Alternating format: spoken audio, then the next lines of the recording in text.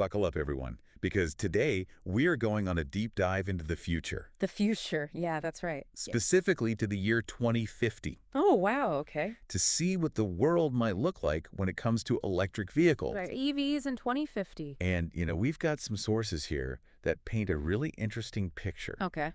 It goes way beyond just, cool cars. Mm-hmm. Like, they are really painting a picture of a transformed world. Oh, wow. So one of the things that really jumped out at me right away is this idea that 95% Oh, wow. of vehicles worldwide could be electric by 2050. 95%. Okay, that's a huge number. Right. It's massive, right? It's not just like a little increase. Yeah, that's a total... It's like a complete shift. Yeah, complete transformation of transportation as we know it. Right. So, I mean, what would have to happen for us to get to that point? Well, I think it would take a combination of things. Right. We'd have to see continued advancements in technology. Yeah. Like battery technology, charging infrastructure, the things that make EVs practical and appealing to people. Okay. We'd also need to see strong government policies that encourage people to actually, make the switch. Okay, so like incentives. Incentives, regulations, maybe even some infrastructure investments. Okay. And then, of course, you've got to have consumer demand. Yeah, people have to actually want to buy them. Right. People need to want to buy these cars. Yeah. So it's kind of like this three-pronged approach. Yeah, a perfect storm, almost. Yeah, exactly. A perfect storm of technology, policy, and consumer demand. Okay, well, let's talk about that technology piece for a second. Okay. Because these sources are mentioning next-generation batteries. Yeah. With ranges of, like, thousands of miles. Oh, yeah, that's pretty mind-blowing. On a single charge. Right. I mean, can you even imagine? Well, it's hard to wrap your head around, right? Because we're so used to thinking about range anxiety and having to stop every couple hundred miles to charge. Yeah, I mean, think about taking a road trip and you don't have to stop for gas. Yeah, that would be... Or charge. That'd be a game changer. For like days. Yeah, you could drive across the country Yeah. without ever plugging in. And not even have to think about it. Exactly. Yeah. That's the kind of freedom that we're talking about here. So what's the magic behind these batteries?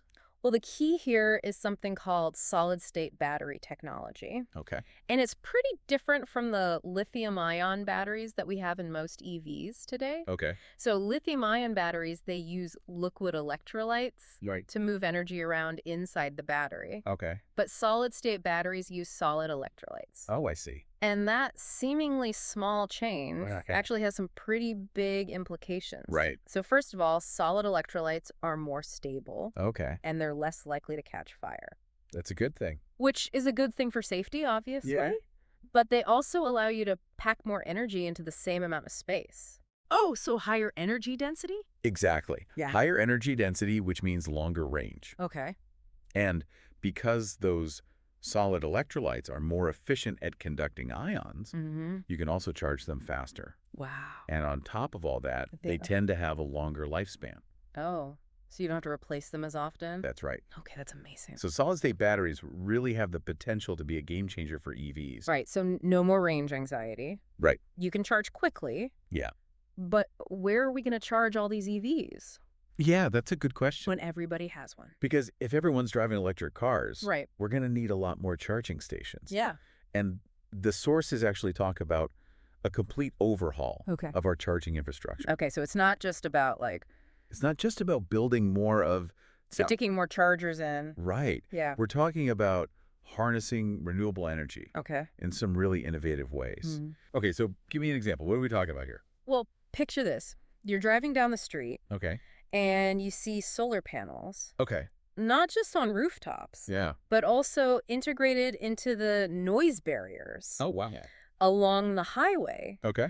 You pull into a parking lot, and the entire canopy is covered in solar panels. Okay, cool. Providing shade for your car. Yeah. And generating electricity at the same time. And charging up the cars. Exactly. Okay, I like it. And then there are things like wind turbines integrated into buildings. Yeah. Or even built into those tall light poles. Okay. You see in parking lots. I can picture that. Yeah. And then there's this one that's even more mind-blowing. Oh, this is the sidewalks. The sidewalks, yeah. Yeah. Generating power. Okay, so how does that work? From people walking. Yeah, how do you get energy from footsteps? So they use these special materials called piezoelectric materials. Okay. And when you apply pressure to them, they generate a small electrical charge. Oh, okay. So imagine embedding these materials Under the sidewalk. underneath the sidewalks. Yeah. And every footstep, every car driving over them generates a little bit of energy. Now, one footstep isn't much, right. But when you think about the millions of footsteps in a busy city, it starts to add up. It adds up. Oh. And that energy can be used to power streetlights. Oh, I see. Traffic signals even charge EVs. Okay, that's pretty neat. So it's really about thinking creatively and using every opportunity to capture renewable energy. Okay. And make our cities more sustainable. We've got these long-range EVs. Right. We can charge them with renewables from the sidewalks and everywhere. Exactly. What else can these cars do in the future? Well, hold on tight. Okay. Because we're about to enter the realm of self-driving vehicles. Okay. This is the part that's like a sci-fi movie. Right. It sounds futuristic. Yeah. But by 2050, our sources suggest that most EVs will be capable of at least level 4 autonomy. Okay, what does that mean for people who maybe aren't familiar with the levels? So level 4 autonomy means that the car can pretty much drive itself in most situations. Okay. So you could get in, tell it where to go, and then sit back, relax, and let the car do the driving. And take a nap. You could take a nap, read a book. Watch a movie. Watch a movie, whatever you want. That's amazing. It's a pretty amazing concept. Yeah. And some sources even suggest that we might see level 5 autonomy. Okay, and that means? Which means the car can handle any situation. So you don't even need a steering wheel? Potentially no steering wheel, no pedals. Wow. It's essentially a fully autonomous vehicle that can navigate any road, any condition. I mean, that raises some questions, though. Oh, yeah, for sure. Like, how do all these cars communicate with each other? Yeah, that's a big one. To avoid accidents. They don't want them crashing into each other. Yeah, exactly. So that's where vehicle-to-everything communication comes in. Okay, so V2X. V2X, that's right. Yeah. And essentially it allows cars to talk to each other and also to talk to the infrastructure around them. Like traffic lights and stuff? Traffic lights, stop signs, even other vehicles. Okay. So they can share information about their speed, their location, their intentions. Oh, so like if they're going to turn or something. Exactly. So if a car is about to run a red light, other cars in the intersection they'll know and stop. Can be alerted and take evasive action. Oh, wow. And that helps to prevent accidents. Okay, that's good. So what about cybersecurity? Yes, and another important question. Yeah, I mean, if these cars are all connected, can't somebody hack into them? Yeah, that's a valid concern. And like cause chaos. And it's something that researchers and automakers are taking very seriously. Okay. So they're developing all sorts of security measures to protect these vehicles from hacking. Okay, so like firewalls and encryption and stuff. Flowers, encryption, intrusion detection systems. Yeah. You know, it's a constant arms race to stay one step ahead of the hackers. Okay. But it's absolutely crucial for the safety and success of self-driving cars. Okay, so let's move on from, these super cool features. Yeah. Which, I mean, are amazing. They are pretty cool. But let's talk about the bigger picture here. Yeah. Like the environmental impact. Right, because that's one of the biggest arguments in favor of EVs in the first place. Exactly. So what are the sources saying about that? Well, the biggest benefit is obviously the reduction in emissions. Okay. Because EVs don't have tailpipes. Yeah. They don't produce any direct emissions. Right. So that means cleaner air. Okay, especially in cities. Especially in cities where you have a lot of traffic congestion and air pollution is a major problem. Yeah, that makes a lot of sense. But it goes beyond just tailpipe emissions. Okay, so... Because EVs can actually help to make our entire energy grid more sustainable. Okay, I'm intrigued. Tell me more. So think about it. Yeah. EV batteries are essentially giant energy storage units. Right. And as we transition to more renewable energy sources... Like solar and wind? Like solar and wind. Yeah. We need ways to store that energy. Right, because the sun's not always shining. Exactly. The wind's not always blowing. Right, so we need a way to balance out the supply and demand of electricity. Yeah. And EV batteries can play a key role in that. Oh, so you can imagine a scenario where you have solar panels on your roof generating electricity during the day, and that excess electricity is stored in your EV battery. Oh, wow. And then at night, when the sun's not shining, you can use that stored energy to power your house? To power your house. Oh, wow. Or even sell it back to the grid. Oh, that's amazing. So EVs can actually become part of a more distributed and resilient energy system. Okay, that's really cool. It's pretty exciting stuff. So we're talking cleaner air. We're talking a more stable energy grid. Yeah. It's not just about the cars. It's about the whole ecosystem of sustainability. Okay, now here's another interesting thing that the sources brought up. Okay.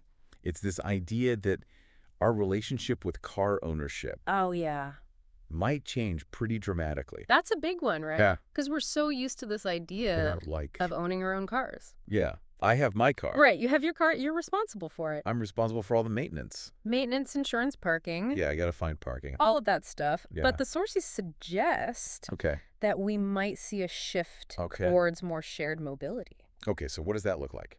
Well, imagine this. Yeah. You need to go somewhere. Yeah. You pull out your phone. Okay. You open an app. And you summon a self-driving EV. It picks you up, takes you where you need to go. Okay. And then you get out, and it goes on to pick up someone else. Oh, so like a taxi service, but with robots? It's like a super high-tech taxi service with no driver. Yeah. So you don't have to worry about owning a car, maintaining a car, finding parking. I mean, I can get on board with that. It's a pretty appealing concept for a lot of people. Yeah, I spend way too much time circling for parking. Exactly. Yeah. So shared mobility could really free us from a lot of the hassles and expenses of car ownership. Okay, but wouldn't this, like, disrupt a lot of industries? Oh, absolutely. Like, what about the people who make cars? Yeah, it would have major implications for the automotive industry, for the insurance industry, for the energy industry. It's a huge shift. It's a massive shift. Yeah. And it would create some winners and losers. Go ahead. But on the whole, it has the potential to be a more efficient and equitable transportation system. Okay, so to recap, the EV revolution is not just about cool cars. It's much bigger than that. It's about a total. Yeah, it's about a societal and technological transformation. Technological transformation. Yeah, and all this stuff is really interesting. Yeah. But it leaves us with a pretty big question. What's that? If 95% of vehicles are electric. Yeah. And we're mostly sharing them. Okay. What happens to all the parking lots and garages that we have all that space in all of our cities? That's a really interesting question because suddenly you have all this prime real estate that's just sitting there empty. Yeah. So what do we do with it? Yeah, what do we do with it? Do we turn it into parks? Yeah. Green spaces? Affordable housing? Yeah. Community centers? Maybe even like vertical farms. Yeah, you could grow food. Yeah. Right there in the city. It's an incredible thought. It's a really exciting possibility. Yeah, it really highlights how all of these changes could reshape, completely transform our cities. Their urban landscapes. And create a more sustainable and livable. Future. Future for everybody. Absolutely. It's definitely a future worth striving for. It is. Yeah. Well, all right, everybody. That's it for our deep dive into the world of EVs in 2050. Yeah. Thanks for joining us. It's a pretty amazing future. It is. So I hope you'll join us again next time. Yeah. We'll see you then. For another deep dive into the future. Right. Bye. Bye.